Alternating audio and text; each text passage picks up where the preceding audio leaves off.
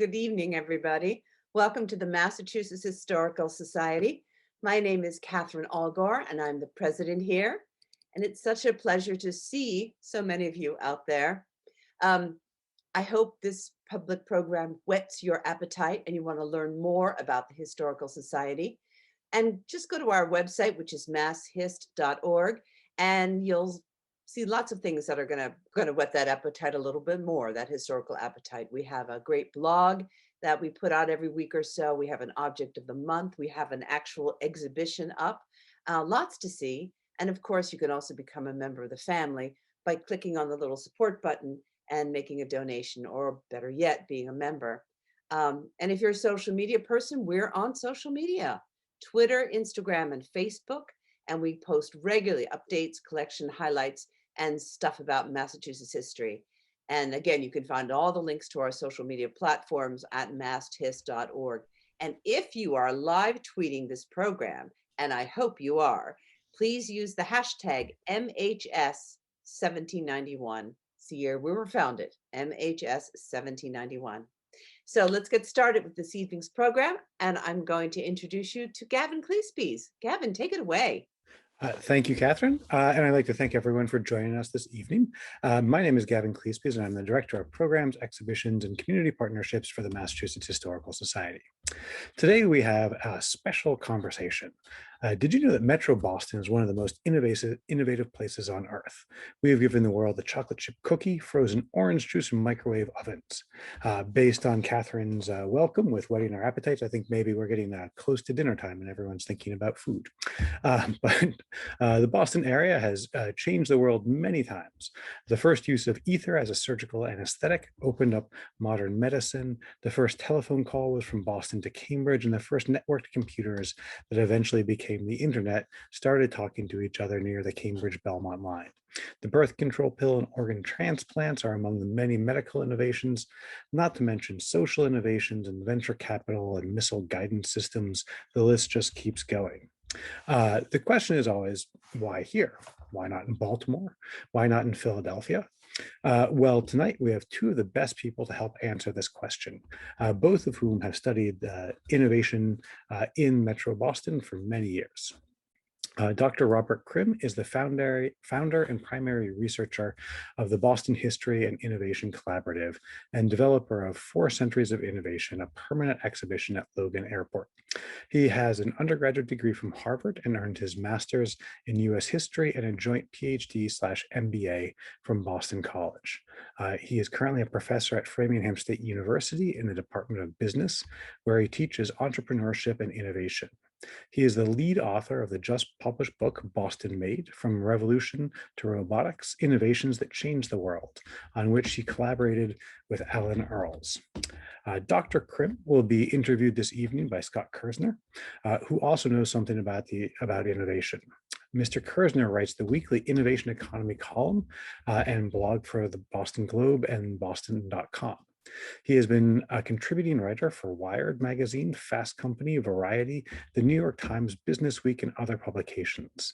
He is the author of several books on innovation and technology, including Innovation Economy, True Stories of Startups, Flameouts, and Inventing the Future in New England. He is also the founder and CEO of Innovation Leader. Before we begin the conversation, I'd just like to mention that MHS is itself an innovative part of Boston. We are the first historical society founded in America. I think you could actually make the case that we may have been the first historical society in the world, but we'll leave that for another day. We date back to 1791 and have been an independent nonprofit institution dedicated to collecting, preserving, publishing, and sharing our state and our nation's history for the past 230 years. For people who enjoy programs, we host 2 to 3 original events a week, including seminars that are geared at a more academic audience and general public programs that are meant for anyone who is intellectually curious or has a love of American history. If you enjoy the talk tonight, I hope you'll check out our calendar and find out what else we have coming up. We have been presenting our programs and seminars to the public for free, but we're only able to do this thanks to the support of our members and donors. So if you enjoy our programming, I hope you'll consider joining the team or donating to support our work.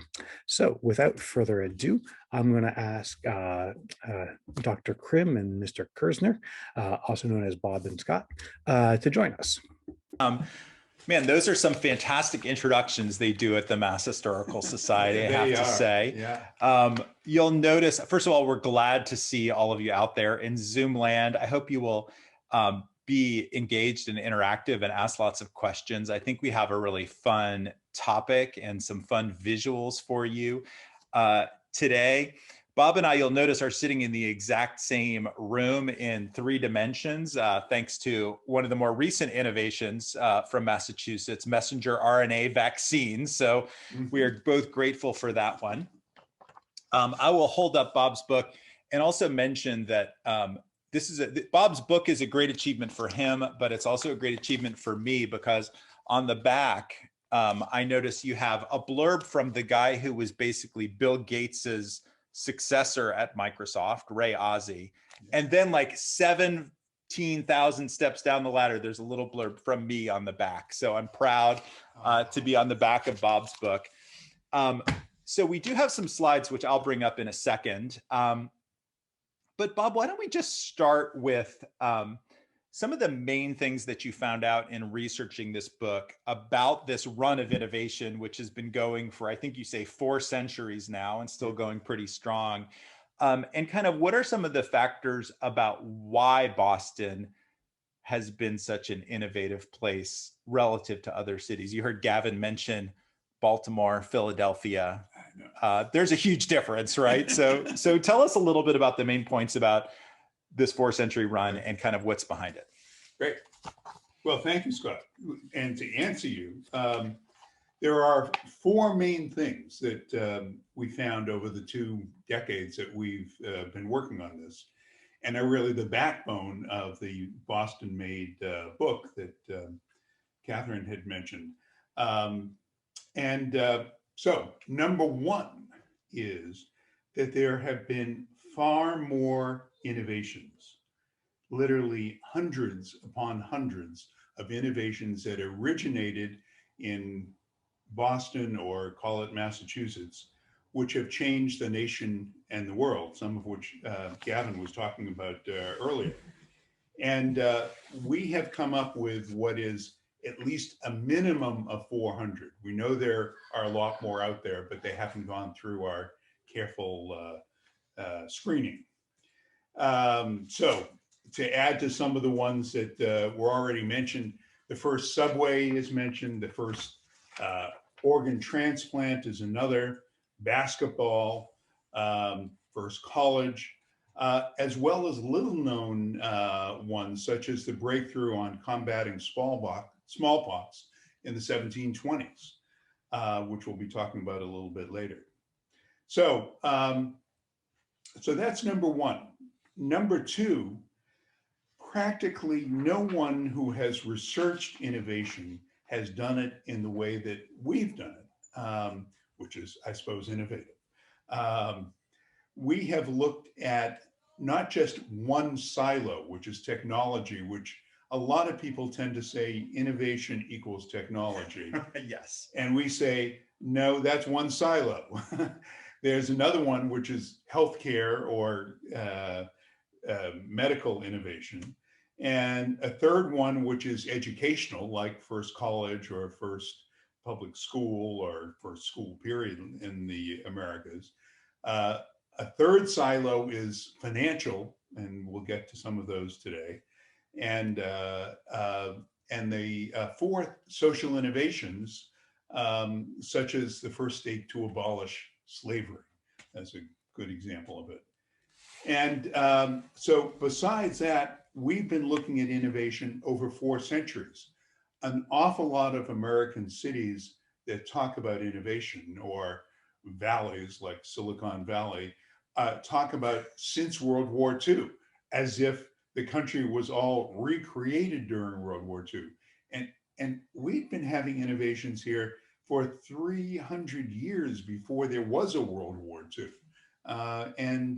So really looking at innovation over time and looking at how you have innovations going over time is significant and different. The third of these main things that we have found, the innovations which were developed here were not all by white or male people, but instead a number of them have been by immigrants, a large number, a number by people of color, a number by women. And this is not acknowledged that much. And certainly as one goes back in terms of researching earlier innovations, you start to see this in a way of, my God, there's so many different peoples that have been not looked at very carefully. And the fourth of these four innovations is, despite the vast number of innovations that we've had over time, perhaps more than any other city has tried to account for, Boston has had four major economic collapses, much larger than the collapse that we're in the midst of right now. And each time there's been a wave of innovations, I guess I could use the redundant phrase, new innovations, that have taken us back, and we've become sort of the comeback kid, which happens, and I've looked at this in terms of innovations of other cities in the world and otherwise, it doesn't happen very often. A lot of times a city has its big innovations. Detroit comes to mind, right? Detroit comes to mind. New Bedford comes to mind. Troy, New York, which was the iron capital in the 1840s and 1850s and still has Rensselaer Polytech, but it hasn't been seen as an innovation capital. Much less, so we've come back, not just once, but we've come back 4 times. And the most recent time is sort of interesting one. There was a long time of stagnation in the 20th century when I was born and brought up in some of that stagnation, when we did not look like a very innovative city. And yet we've had electronics, IT, mutual funds, and biotech all as 4 waves of innovation, all since the 1950s and increase at an increasing rate in the 80s and 90s and 2000s. So can I just interject for a second and ask, I don't think we know whether 2020 and 2021 were a 5th economic collapse, right? Like, it's too early to judge, are we in the tail end of another economic collapse, right? Because you look at the numbers from 2020, it was the best year ever for venture capital investing in new startups. You obviously had Moderna being one of the companies to race at an unprecedented rate of speed to get a vaccine approved. And 850 million in venture capital is not insignificant for a company that didn't exist and has never produced a product until so you agree that the jury is still out about whether last year and the coronavirus pandemic represented another collapse? We kind of don't know yet. And so I don't have to tear up the whole book. Right. As we're putting the book to press in March, there was like, well, I wonder what will happen with Moderna by the time the book comes out. And so now we know the book came out 3 weeks ago. So we've been doing these 2 decades on researching innovations, which originated, and by innovations, we mean something that originated in Greater Boston and changed either the nation and or the world. That's the working definition that we have. So it's much more than an invention. It has to have really produced something along the way. Hundreds of researchers were involved in this study, many through the auspices of the Boston History and Innovation Collaborative that Gavin and Catherine mentioned, which included many organizations. Itself, we were a collaboration. Massachusetts Historical Society, and its chair, Henry Lee, was one of the founding members of our board. MIT was an important part, and Museum of African American History, Museum of Science, Liberty Mutual, huge, wide grouping. And I was in the role of the founder director of this organization. And in terms of this study, which we didn't start off as a study, we started off as originally it was going to be a tour through the city, which we did for 10 years. I've been the principal researcher along the way, and it just keeps on going, so we'll see what the future is like. So let me turn it back to you. Another question that I can answer for 20 minutes. No. Well, I do want to get to the visuals of some of the examples of really pivotal innovations that you talk about in the book. Yeah. But let's talk for a second about drivers, and maybe we can go to, you found these 5 essential drivers of, why is this such an innovative place? It's not just because Boston's an old city. It's not just because Harvard was the first college in the colonies, right? There are other drivers. So we got into answering the question about the why about 5 years after we started the thing. And so we decided that we would focus on 50 out of the 400 innovations. Part of that was just a question of how much resources financially we're able to build up. And the 50 innovations that we chose had a lot of balance, both in terms of the silos being balanced of different types of innovations, as well as the centuries being balanced along the way. So we included everyone in the 50 that is included in the National Inventors Hall of Fame. We also, given that we started in just before the year 2000, there are a couple of really wonderful compendiums of innovation coffee table books that, so we included all of them, figuring that these are the ones that are really known, and the ones that come from Boston, we should definitely study as why did they happen. So our goal was to find out the specific drivers or factors of each of the 50 innovations. We assumed that they weren't all the same, that there's probably some overlap, but we assumed that.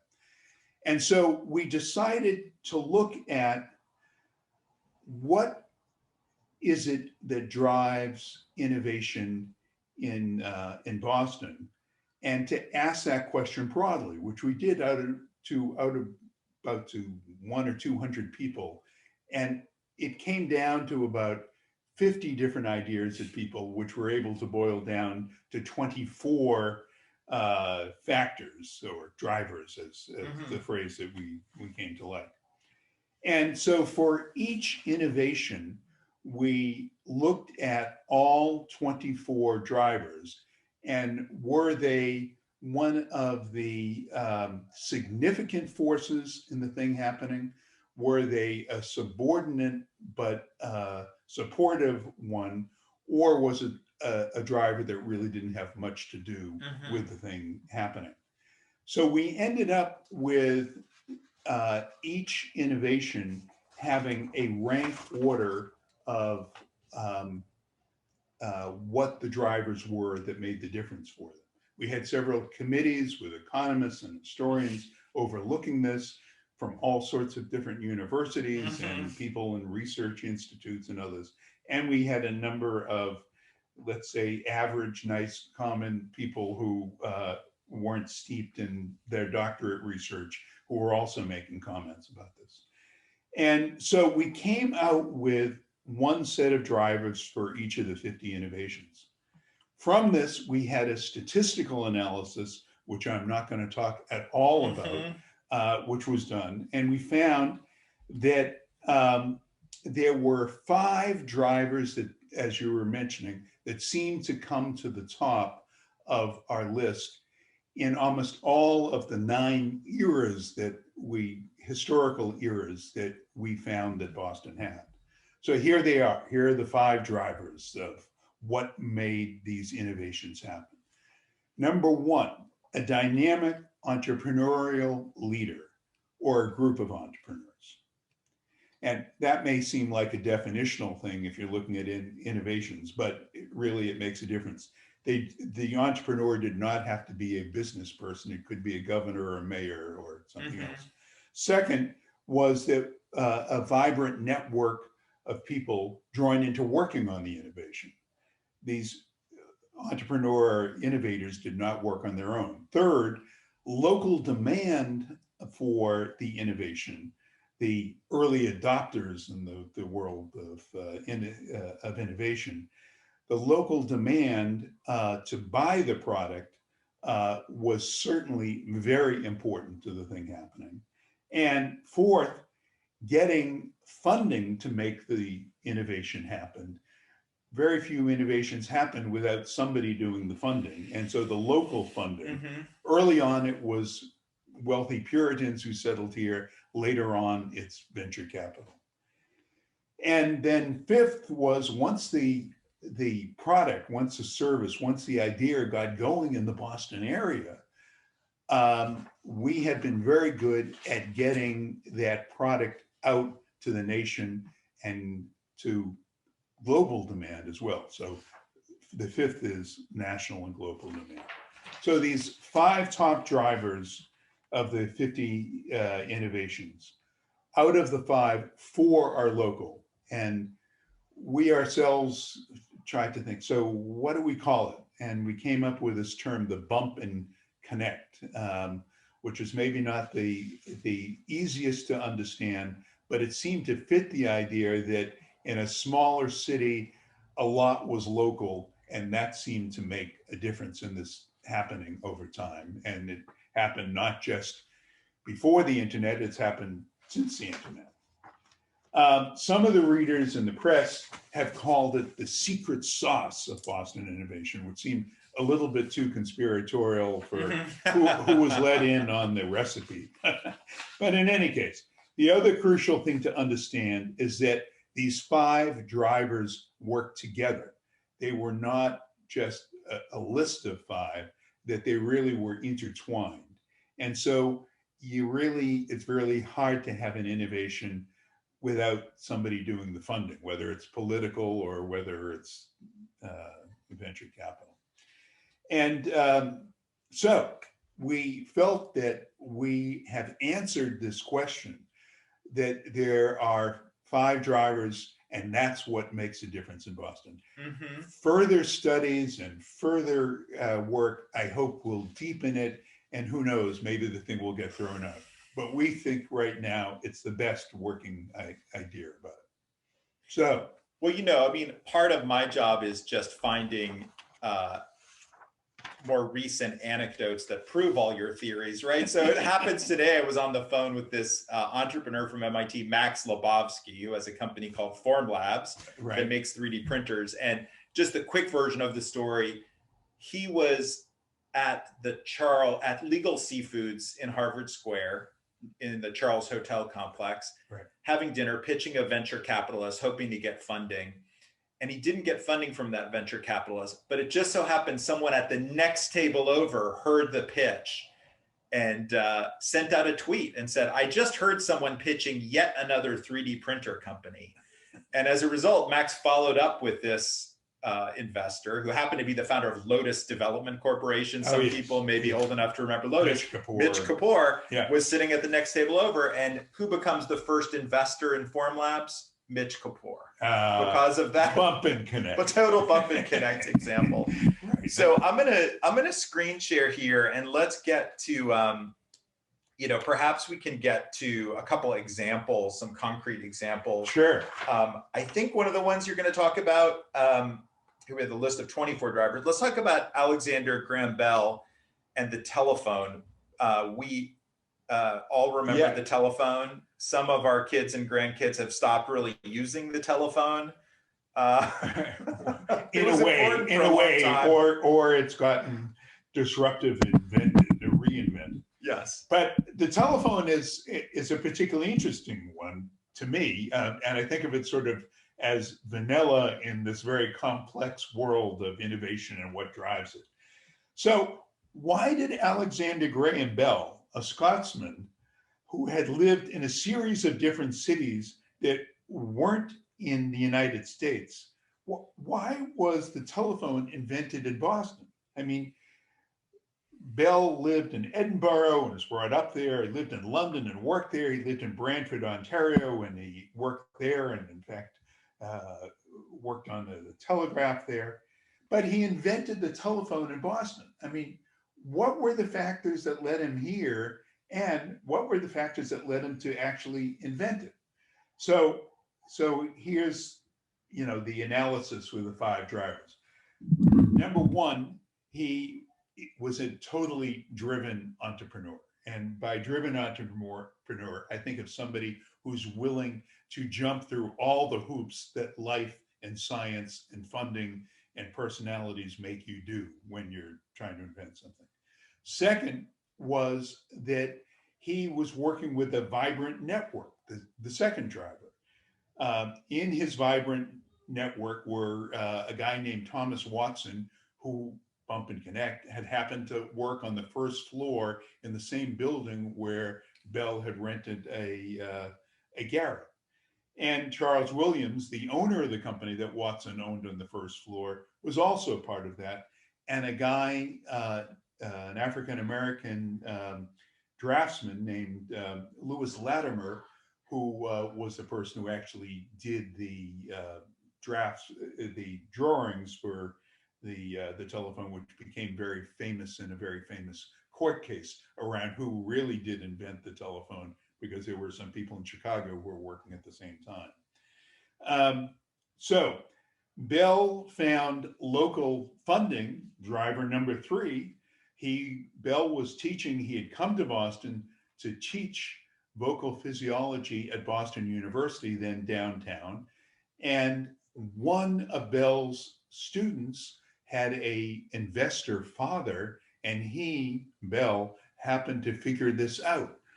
This is what I mean, that Bell was driven to things, not just scientific. He eventually married the student, who became Mabel Bell, or Ma Bell, as her nickname is. After the investment was made or before the investment was made? That seems important chronology. She did not want to marry him first. So it was after the investment was made. Got it. So local funding. So furthermore, then, Bell got to do this trial of the phone at a sort of a World's Fair in Philadelphia for the 100th anniversary of the Declaration of Independence. And Bell's telephone, which hadn't worked very well in the times that he had tried it in Boston and Cambridge, worked wonderfully that day. The head of the Smithsonian was there. The head of American Telegraph, later American Telegraph and Telephone, was there. The Emperor of Brazil was there. And so when Bell returned to Boston as the conquering hero, everybody wanted to buy his telephone. This is this local demand thing. I mean, it's always good to invent something, but a lot of inventors know that nobody cares to buy your thing until other people have experimented with it. And so the thing went on. So that was local funding. And then Queen Victoria invited him to Buckingham Palace to show her how it worked.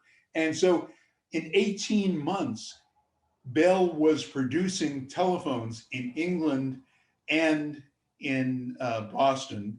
And the headquarters, of course, for the telephone company were in Boston for 45 years.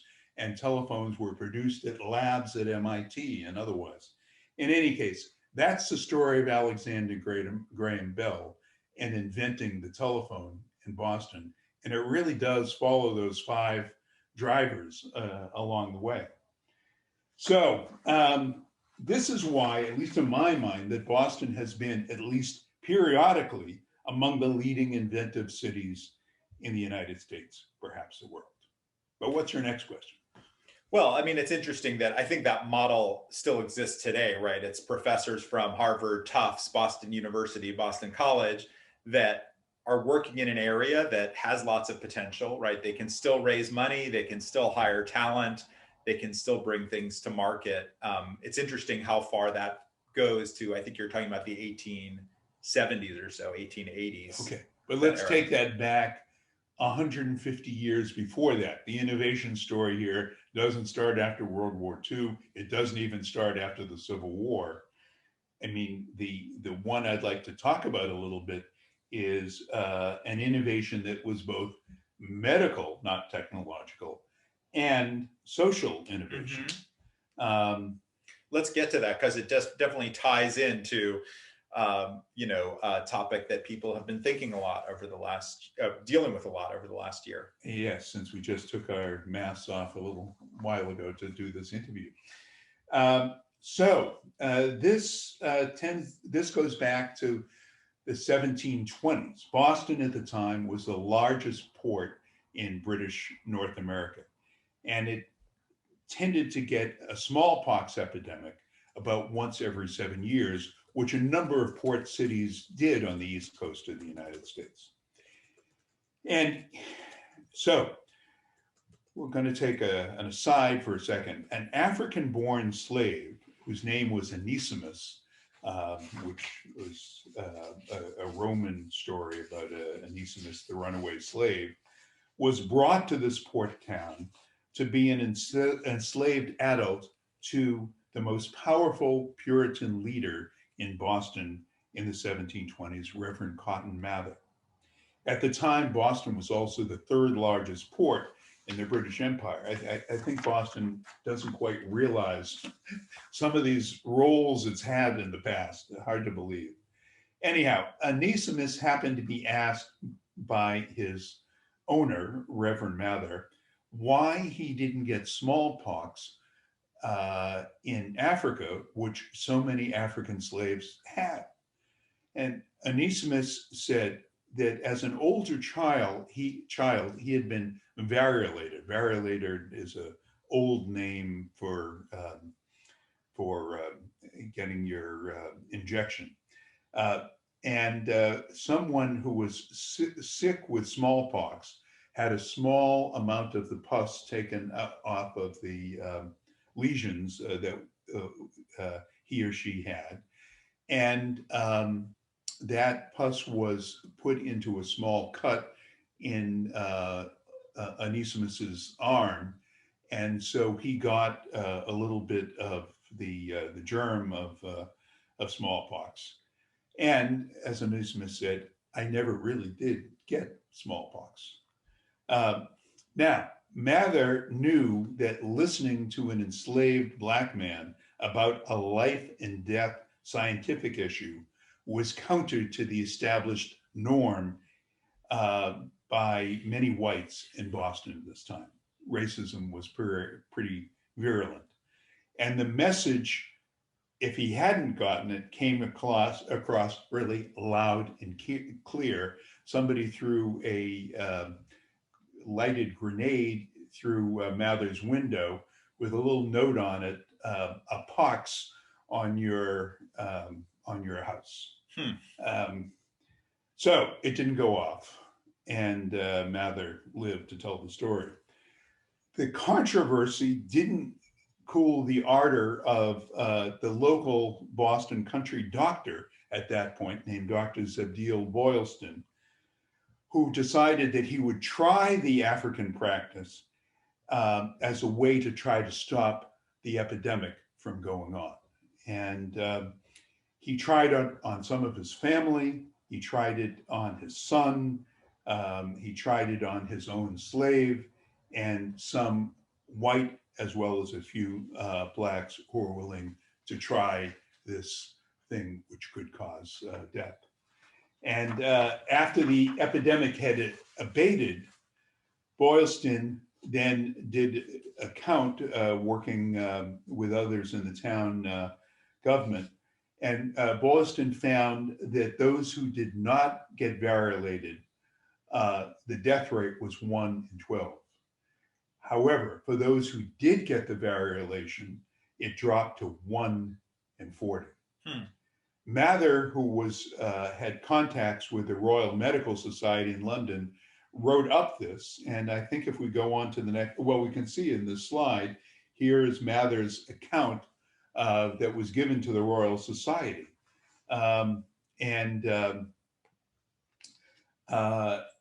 So Mather, Boylston, I'm trying to assess this again, looking at the 5 drivers.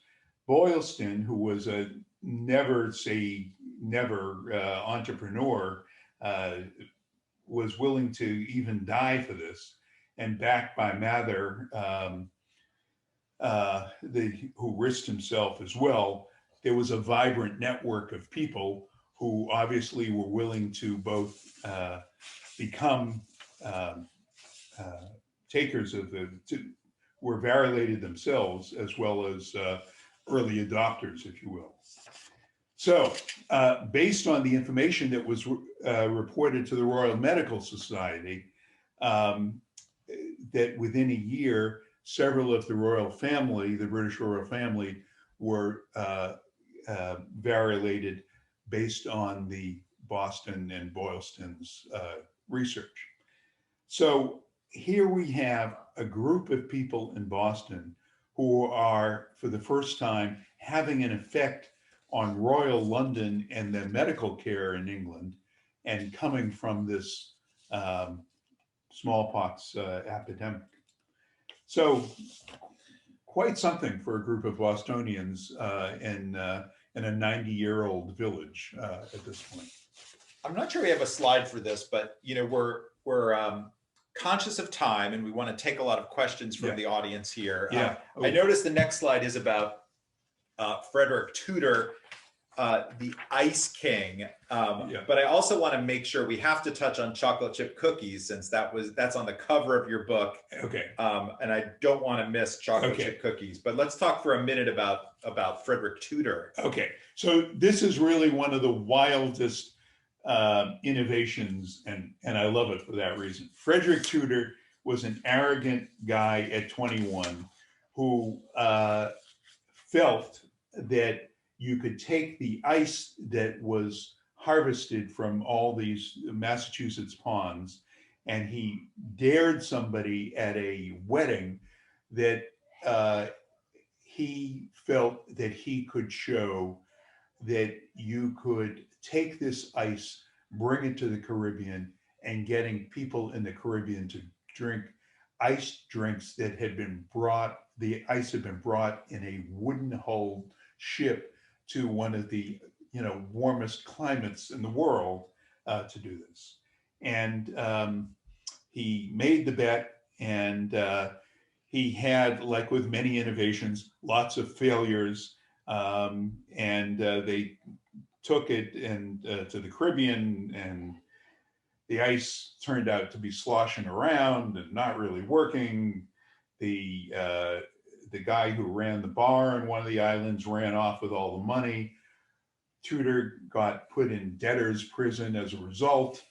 And so it was about 15 or 20 years, not what he had originally envisioned before he came up with what you needed to have in order to protect the ice, which was fine pine sawdust put all over the ice, and that would protect it on the trip through the tropics to get to the Caribbean. And so in the end, they produced, Cuba Libras and gin and tonics. They went to India as well with this ship. Well, I remember reading that he kind of needed to teach people, both how to use this to make ice cream, right? That was one of the things, and also how to make cocktails that really benefited from having ice, right? So he he needed to do some education of the customer, and he had to build these big ice houses as just a minor expense, in these different things. So Tudor, who didn't like the word innovation, his thing was, you have to have bold ideas, and these were bold ideas. And he made a fortune, and he became one of the first 3 millionaires in the United States, the only one in Boston. So that's one of these. And I suppose we should move this ahead probably to the chocolate chip I was going to cookie. say, is there a slide for chocolate chip cookies? Well, that's the cover here? of the book, I think. All right, maybe we'll go We back have a to robot. go back to the beginning here. Yeah. We missed a lot of these beautiful slides while we were so excited to be talking, but you have a robot holding a chocolate chip cookie. So I'm guessing chocolate chip cookies are near and dear to your heart. They are. They are. And we have so many others that we should, maybe one more that we should get to after that. But with chocolate chip cookies, this is something that takes us to Whitman, Massachusetts, just south of Boston. And there was a couple who owned something called the Toll House. The woman of the couple, Ruth Wakefield, was somebody who made a very good colonial cookie. I won't go into its colonial name, but she had run out of the chocolate that she usually used, and instead somebody had brought her some Nestle's chocolate, and so she cut up the Nestle's chocolate, thinking that she was making her regular chocolate cookie, and then to her horror, she looked in when the cookie was done and about to burn, and you know that can happen with chocolate chip cookies. Mm-hmm. And she said, "Oh my God, the chocolate didn't melt in these cookies." And she took a deep breath and said, "Okay." She brought them out, and her customers loved them and began talking to everybody about, this is 1930. At the time, and you've got to see what the comparison, at the time, the #1 cookie in the United States was the raisin oatmeal cookie. Oh, so yeah, the not difference, a good cookie. Yeah. So in any case, such was born the chocolate chip cookie, and Nestle's and selling the Toll House cookie, and Ruth Wakefield. I particularly like the story because of course, she went to Framingham State where she majored in nutrition. And so she was the sort of person who was really scientific about making cookies and otherwise. And she turned out to, make a fortune as a result. Okay, we're starting to get some questions from the audience. I know there's a lot more that is in our outline to cover, but can I just go off script for a second with another chocolate related innovation? Because I feel like there's a whole separate book about chocolate and innovation. Tell the story. I think it's true that your dad worked for Raytheon. Yes. And Raytheon is best known for this invention that I think has a tie to chocolate candy bars. Yeah. Well, Raytheon is known for the microwave oven. And the inventor of that was somebody who had worked during World War II with the British and Raytheon and the MIT Rad Lab, a guy named Percy Spencer. And following the end of World War II, of course, Raytheon had gone from 500 employees, my father had been one, to 20,000 employees. And then they were faced with what was going to happen after World War II as they saw all these people being laid off. And Percy Spencer is like madly trying to figure out some sort of peacetime thing that's going to keep the company going. And so he was somebody who loved to have a piece of candy in the afternoon, sort of midway through the afternoon when you'd get tired and who doesn't? Right. Who doesn't? And so he sort of walked, he was wearing a white lab coat, and he recognized that whenever he walked by the magnetron, the big part of the microwave and the radar and stuff like that, that the chocolate in the hot chocolate Hershey's bar melted. And he one day said, my father was there at the time, he said, "Can somebody go out and get us some popping corn right now? Let's just put it in front and see what happens." And then they brought the popping corn back, and lo and behold, in the little brown paper bag, the popping started without taking the popping corn out and putting it in the pan. And such was born the microwave oven. from that. Yeah, I love that idea that now whenever we make microwave popcorn or TV dinners, right, it's a technology that first helped the Allies win World War II. Right. And if that wasn't good enough, now we all have one That's in our right. house. And Raytheon continued as a company, and it will be 100 years old next year. So anyhow. Great. Anyhow, we should get to some of these great questions that people are asking along the way, though. We were going to tell you about the history of Kendall Square and how it went from a wasteland to becoming what's claimed to be the most innovative 1 square mile in the world right now. I do want to try to get to that, but let's touch on a question that comes back to the drivers and the ingredients that you talked about first. So Milton wants to know, why do these drivers come together in Boston in particular? What is it about Boston that's different from New York and Philadelphia and maybe Baltimore? Is it intensity? Is it like just that they've been active for such a long time? It's a question, unfortunately, Milton, that we don't have an answer to right now. I believe that some of this bump and connect and some of these drivers are present most places and part of innovation. But nobody else has heard about this. And that's part of writing the book, is to say, okay, does some of this work? Is it, some people feel that it has to do with we're a smaller city and it's easier for there being collaborations that might not happen as much in Manhattan and other places. Silicon Valley used to claim that their bars and watering holes were better than the ones in 128 in downtown Boston. So I can only speculate, but I don't have a good answer. And so mine is not based on research, but I would just say that every city has a culture that defines it. And if you think about New York, right? New York has always been a trader culture, a money culture, right? You know, the status is all around, you know, do you work on Wall Street? Right. How much was your bonus this year? Hollywood has its own culture, right? Right. I would argue that Boston's culture just from the very beginning has been about learning and discovery, you know, and that having these great schools emerge over the centuries, whether Harvard or MIT or Tufts or Boston University, on and on. It's about discovery. And so that's really an important thing that's at the center of our culture. And I think you go visit other places and you just, you know, you feel that the culture is different.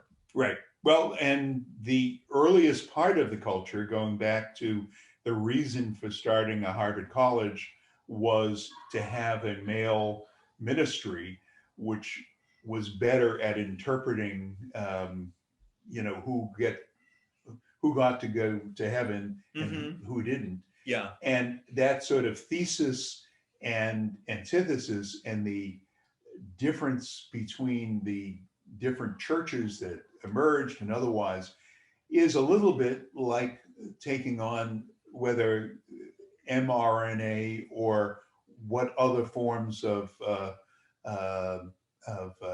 vaccinations can come about as a result of that and that sort of thing. So I think one can see a little bit in the early Puritan culture and the competitiveness around intellectual pursuits is, in my mind, probably one of the starting points of this.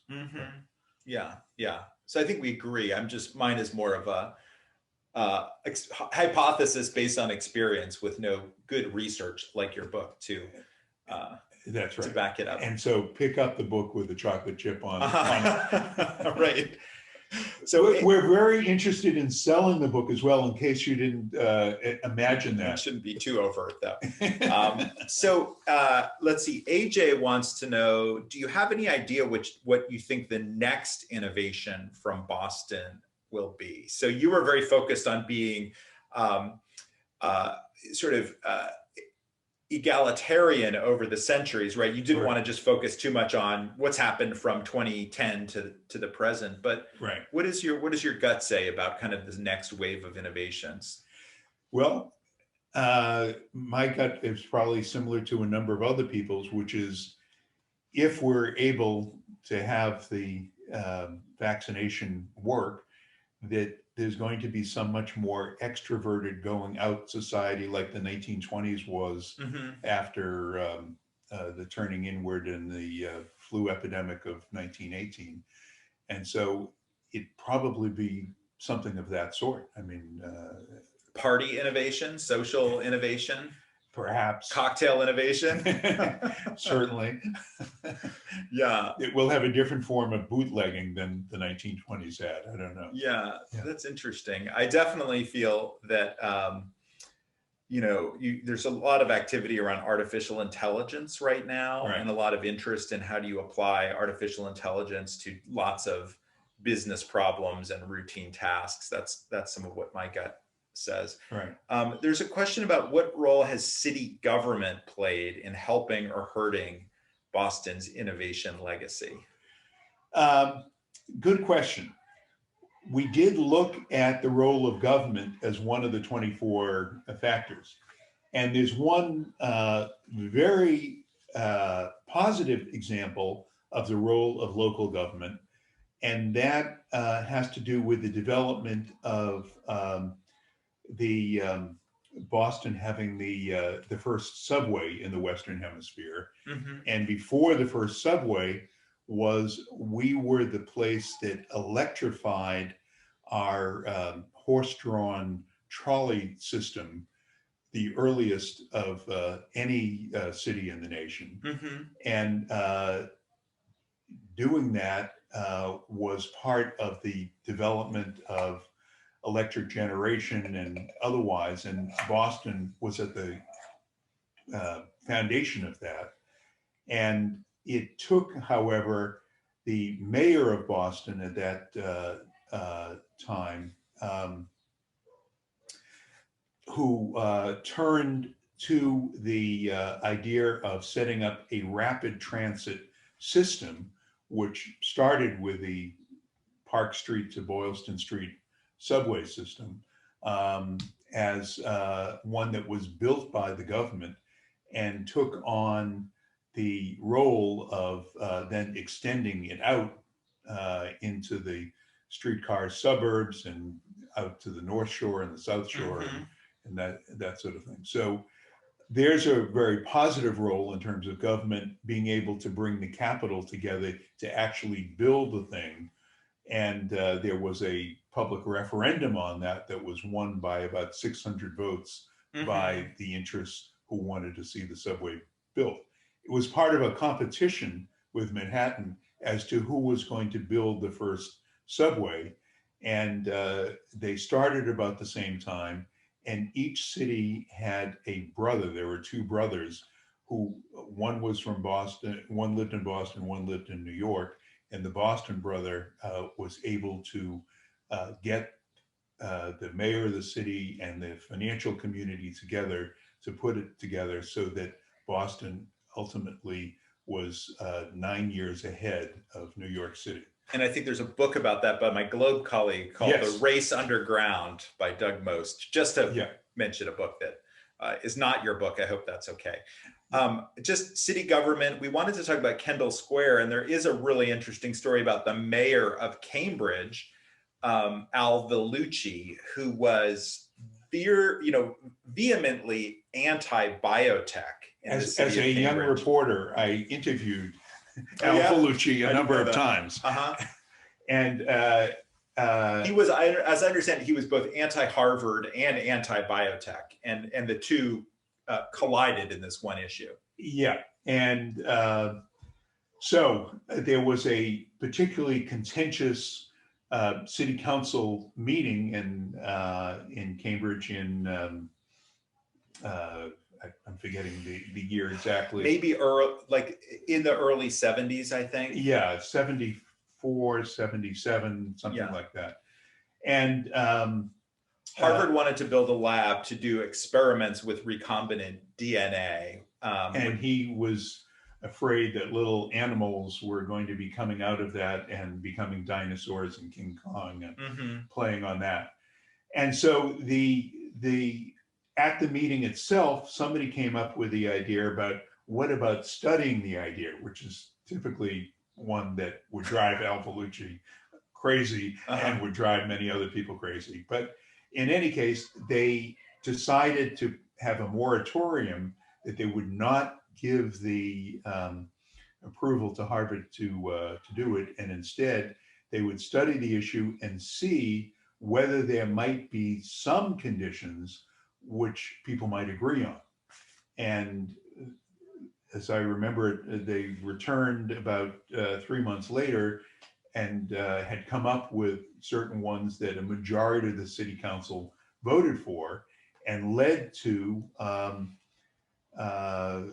I don't know whether Harvard did get the approval, but did lead to a couple of companies which we now know, Biogen, as well as I think Genzyme, Genetics Institute was another one of the very early ones. Yeah, and Genzyme was near the Tufts labs in Boston, but they didn't have approval in Boston to do that, but Cambridge did. And the result was that the bio labs were approved and able to be situated there. And at the time, in the late 80s, there were 2 or 3 biotech companies. It did not look like what it has become now. But that's the story. And of course, Moderna wouldn't have been in Cambridge, and Cambridge wouldn't have existed as the center of the biotech industry. Someone told me, I don't know if you ever heard this story, but that Ray Flynn, when he was, I think, a city councilor, maybe running for mayor. I worked for Ray Flynn. Well, do you know this story? That I have heard it, yes. There was a biotech that had set up in Boston, and Ray Flynn was leading a protest against biotechnology out the front of this building. And I talked to the founder of this company, a guy named Gabe Schmergel. Yeah. He said, literally, we went out the back door that day because Ray Flynn was out protesting against biotech companies. Well, there was a general fear of what was this new industry. Oh, sure, yeah. So, sure. But what's interesting is to see that by 3 years ago, by 2018, that 18 of the 20 largest biotech companies in the world have facilities in Greater Boston, and most in Cambridge. Yep. And you look at the development of an industry that is now 1,000 companies, and we're now around 100,000 employees in it, which at the time in the 1980s and 1990s, no matter what the labs were producing, jobs were not a huge byproduct of that. So, so it does lead us back into this innovation and growth of the city after these collapses that we've had. I want to see, maybe we have time to tell the NASA and Kendall Square story, but Thomas wants to know, to what extent does a culture of trust drive bump and connect, innovative sportsmanship, if you will? So I think that's an interesting question, like a culture of trust, you know, do you feel like that has been present versus the like cutthroat competition? You know, we're gonna, you know, bury that other company, you know, the sort of Coke versus Pepsi Well, stuff. there's never been that as part of the Boston community. Everybody's always been nice to each other. Yes. Of course, it was Ponzi who came up with the idea of the Ponzi right. Not a culture of trust, exactly. Another major innovation that we have listed among the 400 is the Ponzi scheme. Is the Ponzi scheme in the book? The Ponzi, well, no, it's just mentioned. It's in the 400, which we don't have in the book. Yeah, we only have the 50 that we've. Unfortunately, the Ponzi scheme has remained a kind of durable innovation over the years, right? Yes. But nobody from Boston, speaking of trust, ever said there's a sucker born every moment. So there's a good question from one of the participants. Do you see regular people, just members of the public, not part of making or financing an innovation, tending to like and approve of innovation or not?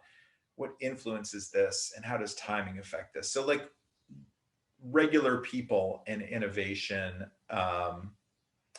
do they tend to be fans? Do they tend to be skeptics?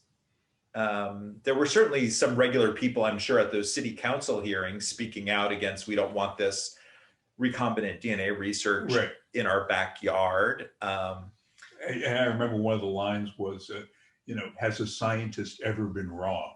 Yes. Was one of the Al Bellucci lines. Yeah. I mean, I do think, just to prod a little bit, I mean, sometimes regular people don't like what the growth of these companies does to parts of the city, right? I think there's been tension in the Seaport neighborhood between the Innovation District and all this building, starting to bleed into South Boston, the neighborhood that many people know and love. You have a little bit of that dynamic with East Cambridge and Kendall Square. But are there examples you can think of with regular people and their approval of an innovation or disapproval?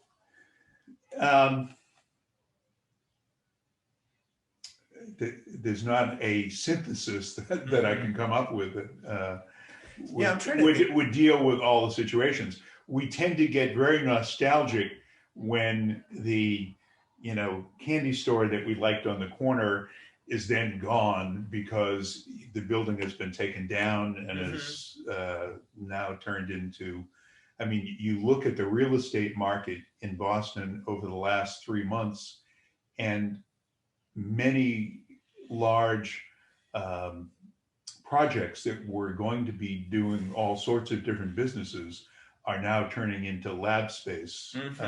And I'm sure, there'll be a wistfulness about how those neighborhoods are changing, whether it's in Brighton and Alston, or whether it's in South Boston, or whether it's in Newton Corner or wherever.